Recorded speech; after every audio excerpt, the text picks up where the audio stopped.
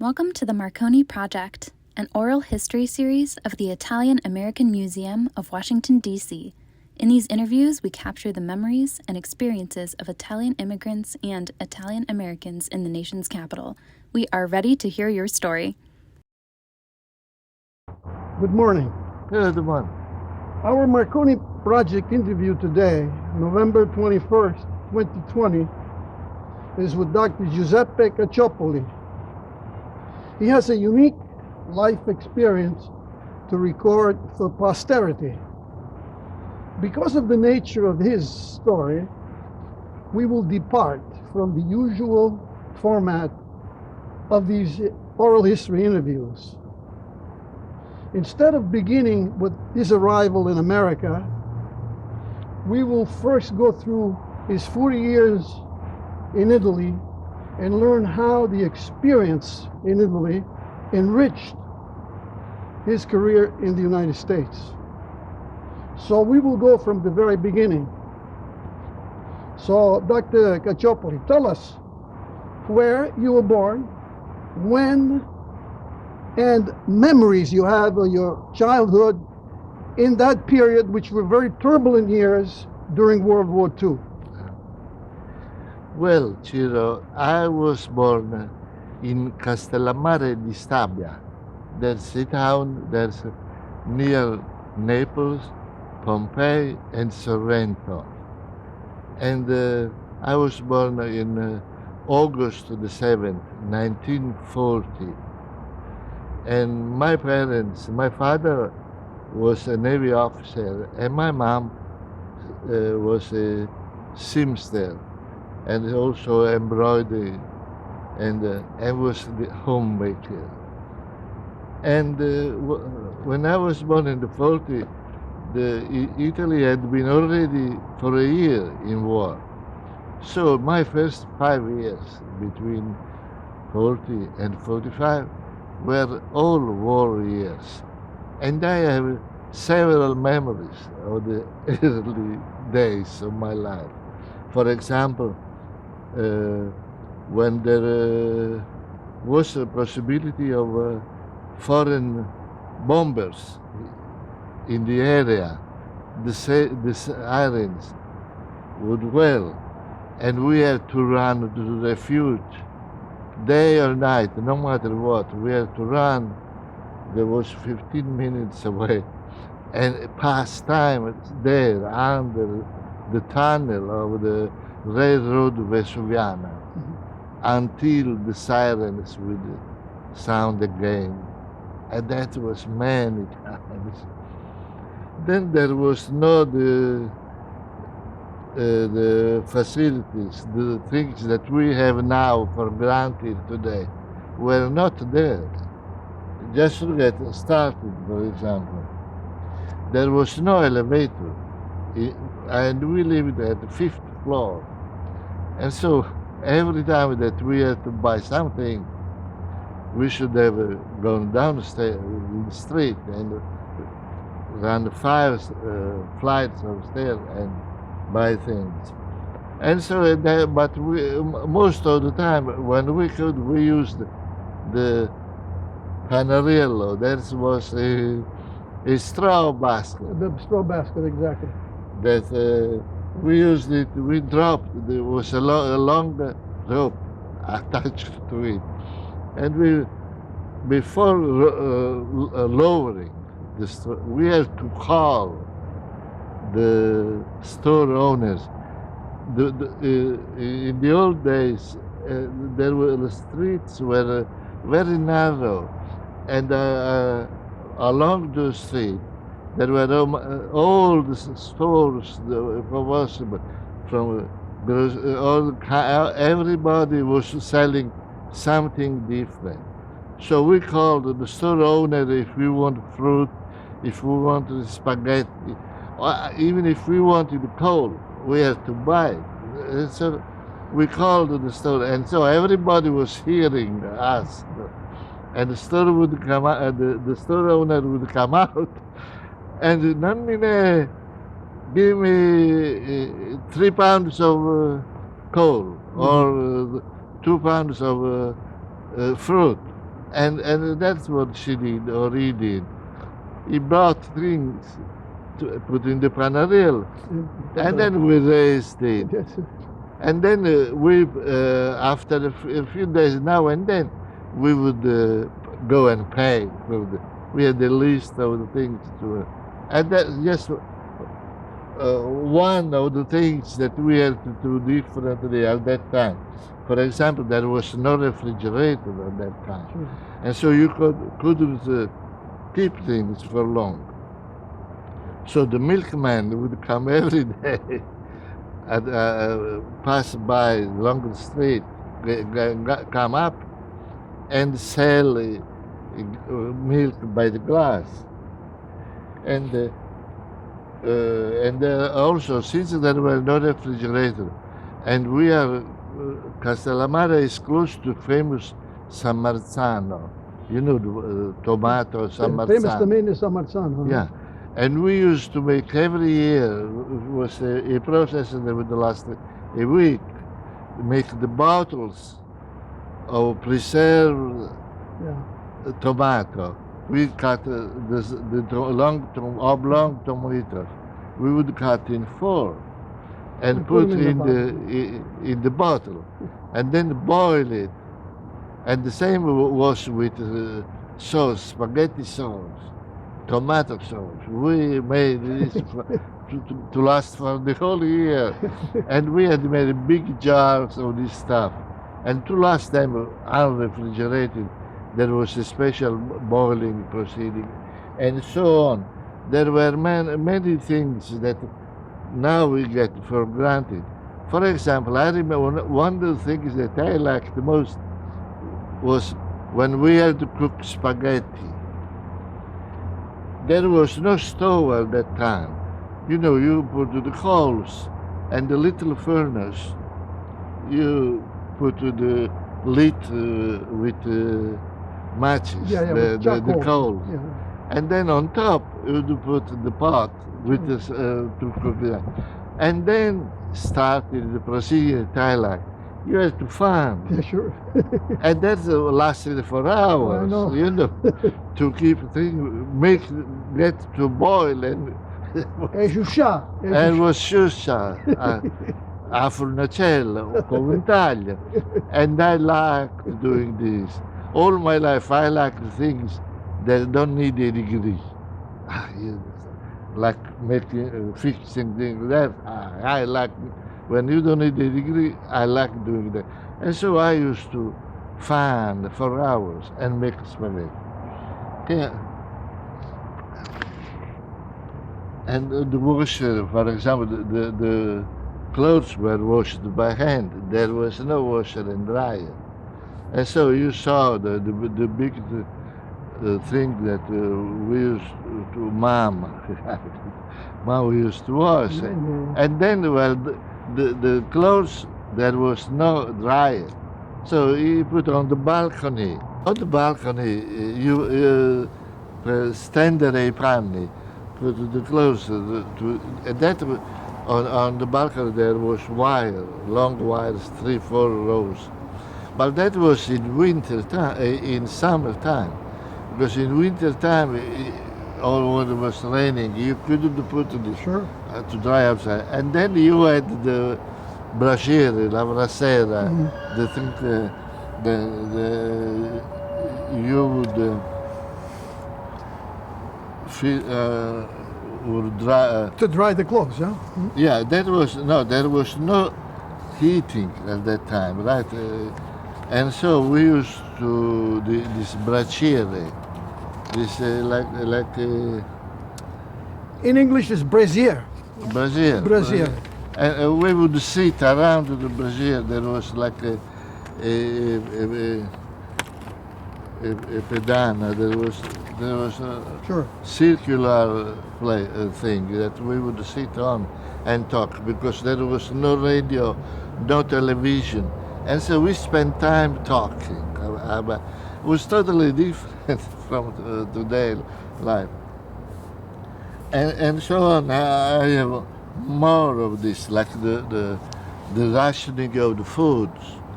We had the ration card, And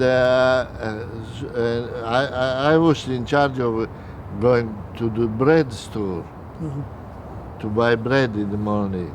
And so you showed the ration card, and they would give you the bread appropriate for the family, 1 kilo, 2 kilos. And then I used to for the remember the store owner Claudia, and she would give me, besides the amount, right, give me an extra piece, and I would eat it going back home. I remember this. Habala di ayund. Ayun. Sì, it's okay. È vero così si dice. Yeah. Ok. Senti un po', these were war years. Tell us a little bit about, you went to the refuge, because they were going to bomb.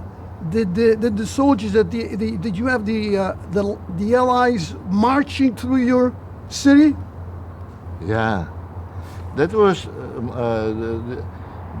in 1943. In September, the Allies disembarked in Salerno, and they went on foot, the soldiers, from Salerno to Naples, to free Naples. And I remember a detail. I mean, when they passed, it was not war, because the Germans had already been defeated and fled a week before.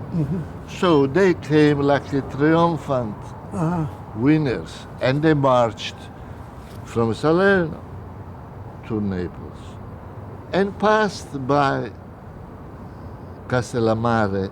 And I read in a book,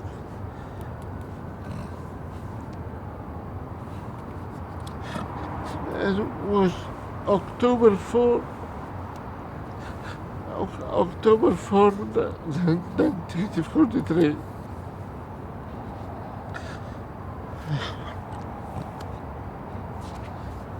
Okay, all these rows of soldiers passing, people applauding, there was so much joy and noise. And a soldier came to me through the crowds and gave me an Italian English dictionary. I don't know, like... Maybe the soldier knew you were going to need at some point. Who knows? So everybody was, ma che cos'è? And they kept in the house like who knows what it was. It was a simple dictionary, but it was a symbol, must have been a symbol. When I moved to America, I was already 40, I remember of that book. So you got the dictionary. What were you expecting? The chocolate bars, the cigarettes? They usually, was it strange that they give you a dictionary? But I was 3 years old, October 4th, 1940. You were 3 years old at the time they gave you the dictionary. I was 43.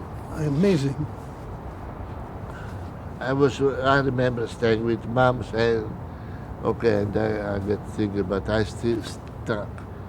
Did you keep that dictionary? Did you keep it? I kept it for several years. Then I asked one of my brothers, recently we saw him, and said, no, we not kept it. You no longer have it. That's a good memory. Okay, what other memories you have? So we can finish that up. I have a memory that stands out. Was when I still was 3. It was March 17, 1944. All of a sudden, the Vesuvius blew. And it was something terrible. The lava. lava came down. But what we went to Castellammare was the ashes. The ashes went up. Yeah, it was burning stuff, was not a joke. And for 3 days, we had all these ashes that covered all the streets and covered the roofs. And people had to run to remove the ashes from the roof because it would cave in.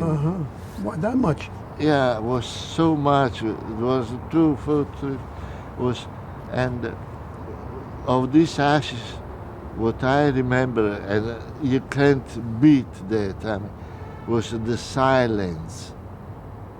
The ashes, walking, make everything is silent. You see a person talk 1 yard different, you don't hear. That's amazing. It was like silent. a carpet. You like look a at the carpet. carriage with the horses passing by, but you didn't hear any sound. It was scary. The sound was not there. And that I remember. And for 3 days there was no sun. Yeah, but I was so little. Couldn't understand much. But it was shocked me. What I saw was different. Another memory was we lived, there are so many churches in Italy, and we lived close to the monastery of Capuchin friars. Every morning at 5:30, the bells of the church would ring, and everybody had to wake up. But some people went back to bed. My mom and me, we were never able to go back to bed after 5:30, and we spent time. Mom was embroidered, so she used this hacks of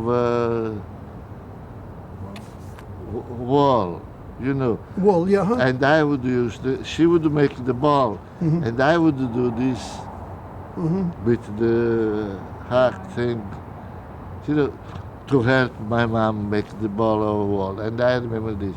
But what we did more was I asked her to teach me, and I would wanted to learn to read and write.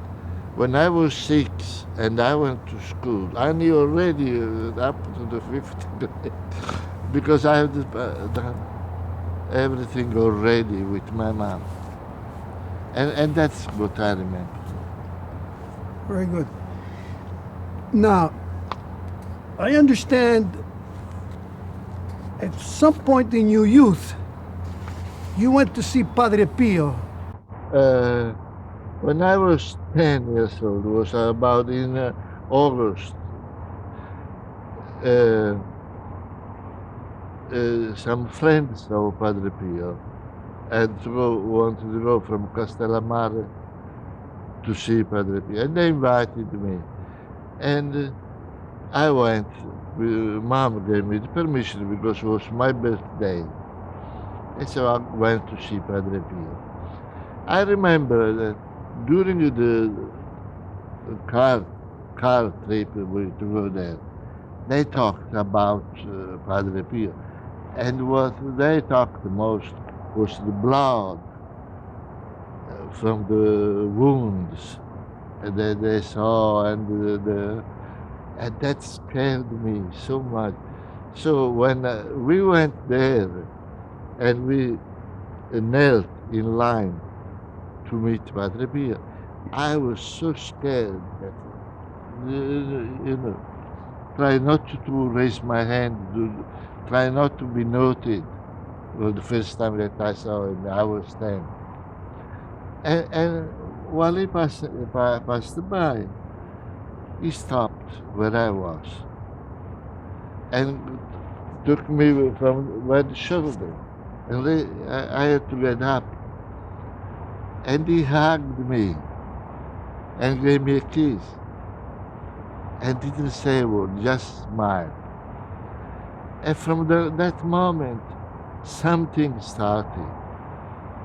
And I've been going to see him several times a year, all my life, until he died in 1968. So it's been 18 years that I knew him, and so I knew so many things about him. And I've seen so many things, talking to him and praying him. And I don't know what was a special person. To this church and in the U.S. about Padre Pio. Yeah. A little is known about Padre Pio. For example, before I met you, and I hadn't, if I read, I forgot. I didn't even know what Padre Pio's real name was. Now you could tell us after what his real name was and why he was named what he was named. Tom, if you want to hear, you could sit here. You may hear it better. You're interested in Padre Pio. This is Tom. This is Dr. Cacciopoli and his wife, Kathy. You can sit over there, Tom. So you could tell us about your experience with Padre Pio. Who was Padre Pio? What you remember about him, because you've seen him many times. Yeah. Padre Pio was named Francesco. That was the name of a previous brother of Padre Pio who had died at birth. So when he was born, they gave him the name of the brother that had died, Francesco. And that was his name, Francesco. And Si continua. what I could say, he was a unique person. He offered himself as a victim for the salvation of people on earth. And God listened and accepted his offer. And from that moment on, he got such an abundance of gifts from God that there is no equal in history. When I went to Padre Pio, and then I'll tell you some more specifics, but when you went to Padre Pio, the extraordinary was ordinary. The uncommon was common. The supernatural was natural. And the unthinkable was routine. And the unpredictable was norm. And Padre Pio converted the sinners. He healed incurable sick people, was at the bedside of dying, and accompanied them to the judgment. He was seen everywhere in the world, in person, or by a sudden intense scent of flowers. All of this was without leaving the convent. He knew where the souls of the dead at any given time were. You know, we're talking about where? The war. Just making intermission. And after the war, you know, there were the reduci. Remember, on the Domenica de Corriere, long list of 1 million people. You don't know where they were. And people asked, he asked there, the moms, dads, didn't know where the children, the soldiers were, because they had gone Russia, everywhere they were gone. When you went to Padre Pio, at any moment, he was able to tell you where a person was. And he said, he'll come back home next week, he will see. In 3 days you will see. Wait, you get a letter. And it happened. These are unbelievable things. Not only he, let's say, Mom wrote a note to his son, write a note. Somebody will deliver the note.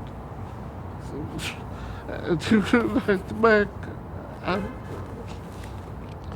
And so, these are the things that I saw every day. What do you say? How can you beat this? I mean, he will, a mom will ask about his son, and he would say, I can't find him. They sent me, their mom would say, they sent me a card that he's died. He died. Would you tell me where he is? Asking Padre Pio. Padre Pio, you know, without waiting, he would say, I can't find him anywhere. He must be still alive. How did he know that? And my boy came back after a few days. I mean, how do you beat these things? And then I could tell me personal things from my family. I don't know if you would be Sure. Tell us some of your personal experience. In something? Sure. For example, let's say when I was a priest, I don't know. I went, one of the times that I went to see him, a person, a woman from Naples, asked me to tell Padre Pio that she had been diagnosed with ovarian cancer, and she had would be surgery Monday morning. And I went to Padre Pio on Sunday afternoon. And he was in the church. And the church was busy, it was summertime, fall, so many people. So I had to stay far back in the church, close to the wall, back wall.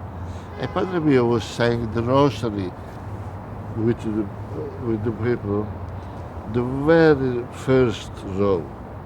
He had a kneeler and everything was there. So it was very far from me. And then I started praying for this woman. It was,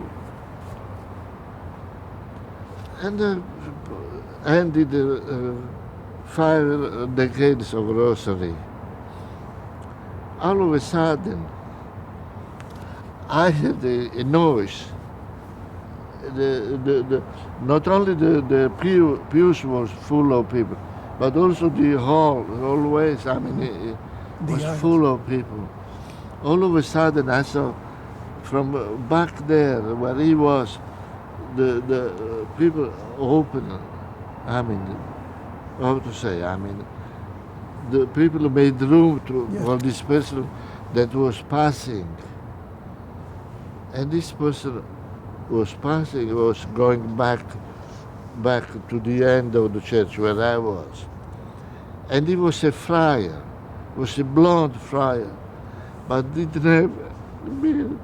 And so when he passed nearby, I looked backward. There was nothing. Where was he going? There was nothing exciting back. Instead, when he passed, he didn't walk. He stepped where I was and told me, stop praying, Padre Pio, because he tells me that you are distracting him with your prayers. You got what you asked for. Now, don't pray, don't distract him. I apologize, I said thank you. And look, this beautiful person, he left, But after 2 steps, he was gone. You couldn't see him go back and everything. And that was, I think, was the angel, or Padre Pio's angel. So you think Padre Pio sent an angel to talk to you? You have a good memory of the visual. He His didn't have a beard. angel, his angel was very beautiful and tall and was standing up above the other people. And then I went home. That was on Tuesday. I went home. When I went home,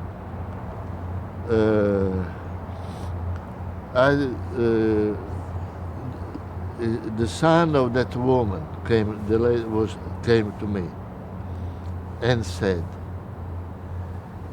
yesterday morning, it was Monday morning, my mom went to have The surgery. And when they did tests again, the last scans and everything, the doctors couldn't find anything. And said they couldn't find anything to operate on. And so they looked at the thing. They said, we can't do anything for you. You don't need any surgery. And the boy said, Mom is still in the hospital because they want to do more tests because nobody believes. And So that's one of the things. This is a miracle. Tell us, you mentioned in passing when you were a priest. At what age did you decide to become a priest, and did Padre Pio have any influence on the decision to become a priest? Well, when I went to see Padre Pio at 10, I had just started. I was in the seminary. I went to see him in summertime, during vacation time. But I already had started the seminary. So I was in 5th grade in the seminary. And so, we didn't touch this part. This part was touched in later years. Because after a year, we were, did the vestizione. So we were dressed like little priests already at 10, 12, when you had the vestizione. Then he could see me different, dressed different from other people. And when I asked him in the following years, will I become a priest? He said, no. Would you pray? No, you don't have to be a priest. And so I didn't know what to do, because over the years he kept saying no. But I kept staying in the seminary and going on with the studies and everything. And so only when it was close to the ordination, he said, ok, in Napolitan, he said, va buono, ma te ne devi mangiare forni di pane, but you will have to eat plenty of bread, but you will become a priest. And so there was this change in his attitude towards me after so many years. And so I became a priest. And then came the decision to change. You want to know something? Yeah, tell me, what kind of order? Did you become a Capuchin or what? No, I was a diocesan priest, I mean a regular priest, secular priest. When I became a priest, I had to ask for dispensation. 14 months of dispensation, because I was 22 and 10 months, was very young. So I got to this dispensation. And when I became a priest,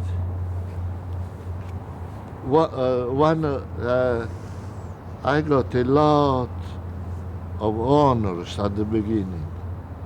I was named Chancellor of Diocese. I was a member of the tribunal, ecclesiastical tribunal in the diocese. And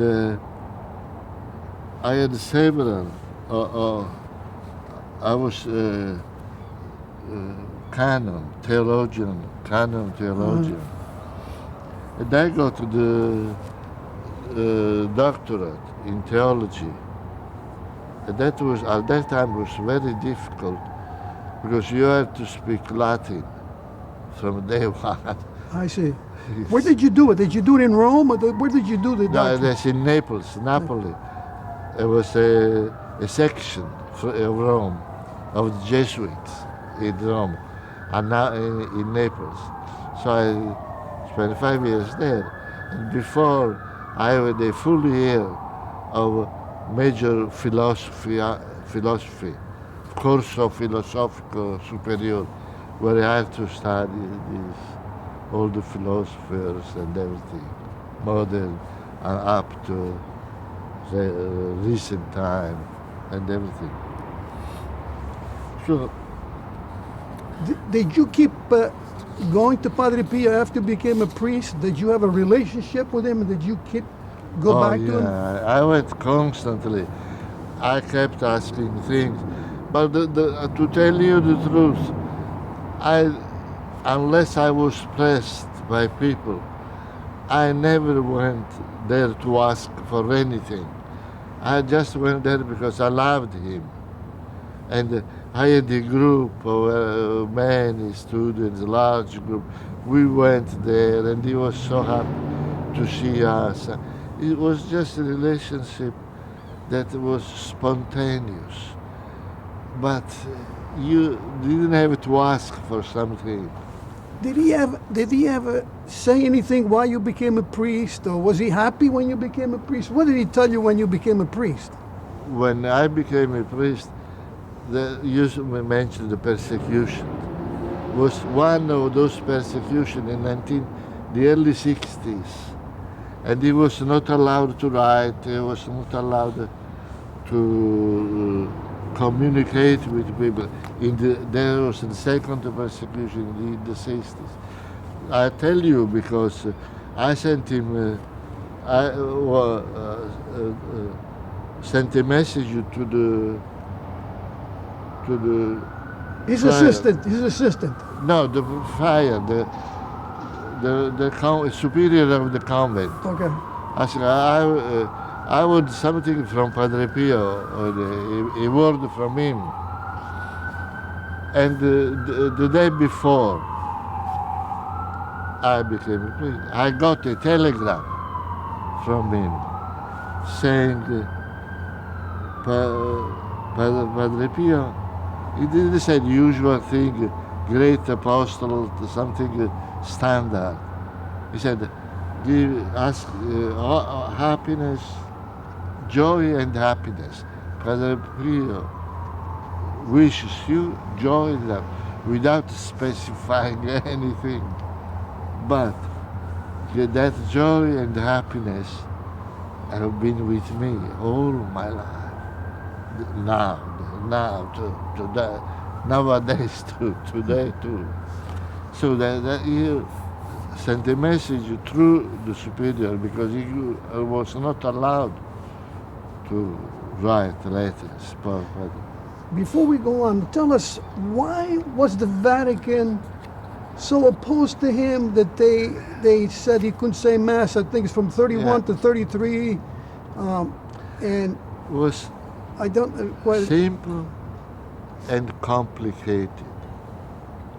Why? Think why this stubborn persecution. He was a poor peasant in a forgotten place of this world, Italy, San Giovanni Rotondo, southern Italy, of the middle of nowhere. And people flocked to see him, thousands of people. In Rome, the envy came there. Say, why this? Why all these people don't come to me?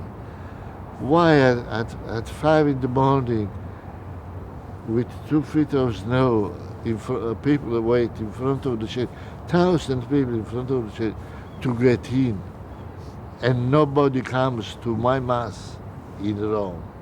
You know, this envy, this thing like God had to give permission through them to make miracles and to do this. So there was this hostility, but it was not, I don't know, I can't pinpoint to a person or another that was mean to him.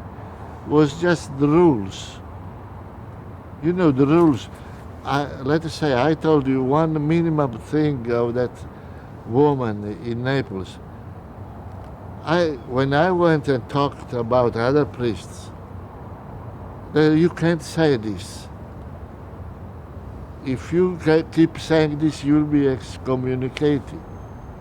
Because I was talking about a living person getting a miracle from God. You couldn't say it. You see, there was this constant fight with the rules. Like everybody had to go through a bottleneck and get these orders done. And so that was the contrast.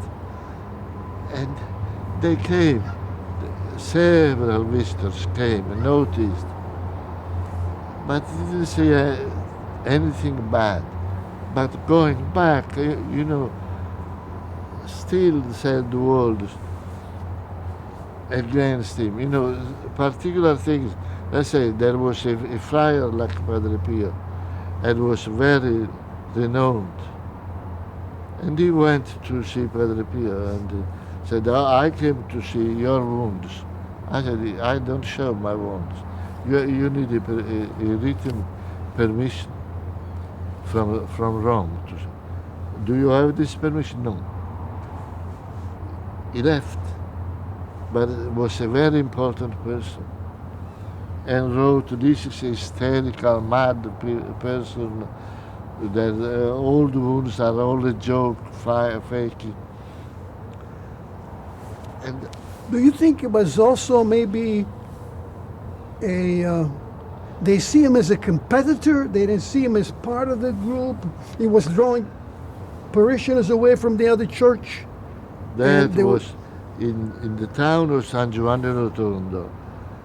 There was a tragical situation because nobody wants to go anymore to the church, their church.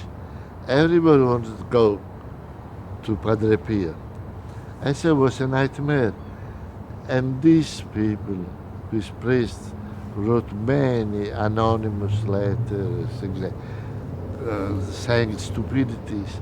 But when they got stuck, so this thing, what they had to do, were perplexed, but at the same time, they tried to contain this thing. And so they tried, but this envy, their survival problems with these priests, with people not going to their church. So there was some It was aspect very of that. It was practical, financial. it was real. Now, eventually the Vatican accepted him. No, They never accepted him. never. The old interdiction are still there. Never came out a decree saying, we did something wrong. No. John Paul II got a miracle from Padre Pio when he was still a bishop in Prague.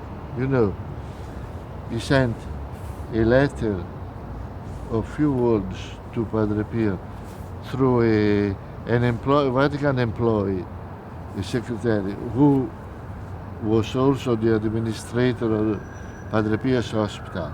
So he went every week, and this bishop said, there is a mom, a mother of 4 children that is about to die with cancer.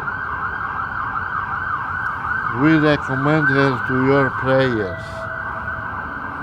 When Padre Pio read this message, told the employee, wow, this is very important. Let's keep this. Let's keep this piece of paper. I know what I'm gonna do. Well, not even 4 days passed. Another piece of paper came from the future Pope saying that woman doesn't have cancer anymore. The doctors don't know where the cancer went. But she is still here, alive and everything. And this woman was a doctor herself, has died recently because she was very young at that time. Pope John Paul VI went to visit Padre Pio in 1937 when he was a simple priest. But when he was Pope, Padre Pio died in '68, and they applied to start the process of canonization. But Rome said, no, no, no, no. We have all this stuff. No, it can't be done, can't be done. And for years, everything stopped. When this Pope became Pope, he said he remembered the miracle. You mean when Pope Francis became a pope? Or, no, when but John Paul II. Became Pope. He called the heads of the dicastery the same. Said, this is a saint. You are not a saint. Padre Pio is a saint. Stop all the obstacles. Start everything soon. And so they restarted everything, despite all this, because there were the decrees. Yes. You can't say Mass, you can't say... If for 2 years, from 1921 to 1923, he was prisoner in the convent. He couldn't get out. He couldn't say Mass. He had to say Mass in a small chapel in the convent, and nobody could assist at the Mass. Alone.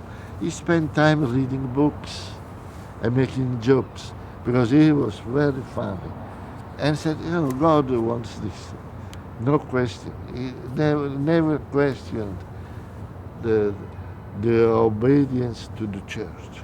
When was he made when was he made saint? In 1999 he was beatified and was saint in 2002. I was there. This was under John Paul No, II. he was the same Pope, John Paul II. Yeah, he made him. He was Pope at the time. He made him beatified and canonized. And he was with Parkinson, I remember.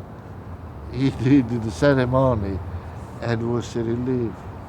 And then he went to San Giovanni Rotondo to see the body after he was already canonized and everything. Does the Vatican now have oversight of Padre Pio's Pietrelcina? Who is overseeing the Padre Pio hospital and church? He built a hospital. That's out of this world for the place where it is. The latest everything, the most fancy luxury, because he said the people he'll have the priorities on everything. Never we do enough for the poor, sick poor.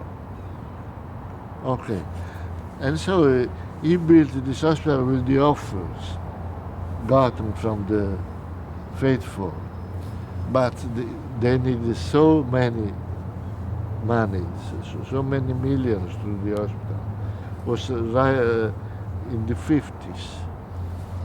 And he got about 450 millions to UN, UNRWA, you know. Yeah, the refugee, UNRWA. The program. UN, So HR. the head of the program went to see Padre Pio and said she wanted that Padre Pio say a prayer to convert her husband, who was in the head of this. She was British. Was British. Yes. And was the head of this program. But when she went along the way, she saw the construction. I said, what is the construction? And so she stopped. She was a journalist, very curious, Barbara Ward. And so she went to see what they were doing. And was impressed by what was going on. When she went to Padre Pio, she first asked for the bar. And then I saw the hospital. Do you need anything? He said, Padre Pio. Said, of course we would go. And she said, after a few days, they got this enormous sum that the government, Italian government, tried to take it. But I read that. In fact, of 450 million, Padre Pio got 250 million. The rest went to other programs from Italian government. But still was so much money they could do whatever. We could spend all day talking about Padre Pio, but I have one more question. I want you to tell us a little bit about the spiritual children and this American, Maria l'Americana. Maria l'Americana. I knew her, Maria, Mary Pyle. Mary Pye was her name. Mary Pyle was her name. And her dad, her grandfather,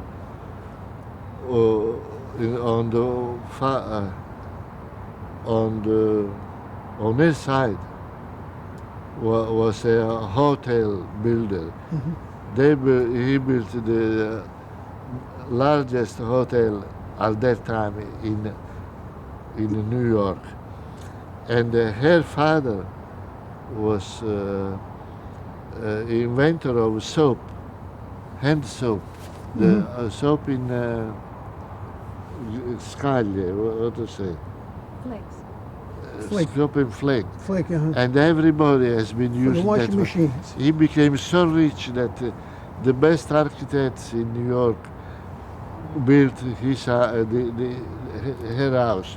So she was raised in the luxury. And then she heard about Montessori in New York and decided, with her mom's permission, to follow Montessori. So she translated for Montessori. And one day they were in Capri, and a friend said, oh, we have wasting so much time. Nearby there is Padre Pio, why don't we go? So all in the group literally went to see Padre Pio. Padre Pio with Montessori. And Montessori, everybody was impressed. But at a certain point, Padre Pio said, my daughter, stay here. Don't go anymore around the world. And she started a fight with Montessori. Montessori left alone, and she stayed there. In the meantime, as soon the parents were Protestants, as soon as they knew that she had made a decision, they disinherited her. So she didn't and so plenty of jewelry, but no money. And so the very first years were difficult. But then the brothers, she had 4 brothers and sisters, Mom came to visit her. There was the man said that has decided to become a saint. They came, were so impressed that they returned her part of the inheritance. And at that point, she had so much money that she built her, the friars, she built a little house, a little castle, very close to the convent, and she helped everybody she could. in town that were very poor. And so she had many things with the girls learned something, the boys learned something else. So everybody got help from her. And she died April 68, and Padre Pio died September 68. Same so year. A few hours ago. But there is something. By the way, the old Mary, we know where Mary is, Mary Pyle. Because the friars, they believed he helped the friars in every way she could. She made the hostia, the particles. Yeah. She every 2 or 3 weeks made packages with the things that they needed. So the friars treated her like a mother. When she died, one of the friars that was holding the arm of Padre Pio asked Padre Pio, where is Mary now?